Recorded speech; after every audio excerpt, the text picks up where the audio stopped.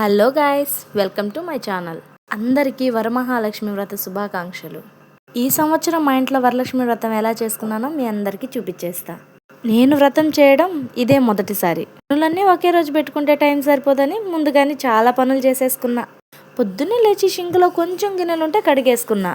తర్వాత ఫ్రెష్గా తలస్నానం చేసి వచ్చి పూజ పనులైతే స్టార్ట్ చేశా. పనులన్నీ ముందు రోజు చేసి పెట్టుకోవడం వల్ల నాకు చాలా పెద్ద బెనిఫిట్ అనిపించింది ఈ రోజు.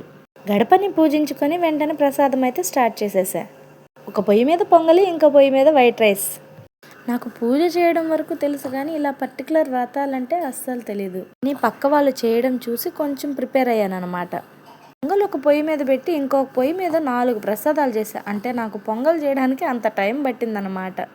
నిజంగా పొంగల్ చేయడానికి అంత టైం పడుతుందా? కామెంట్ చేసేయండి.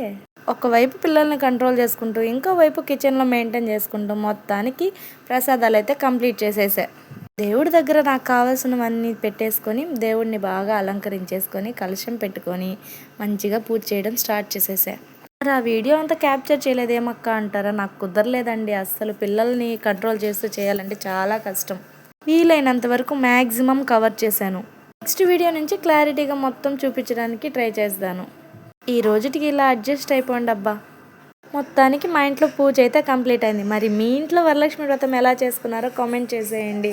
ఇక మీ అందరి సపోర్ట్ నాకు ఇస్తారని కోరుకుంటున్నా. వీడియో నచ్చితే లైక్ చేసి మన ఛానల్ని సబ్స్క్రైబ్ చేసుకోండి. Bye bye.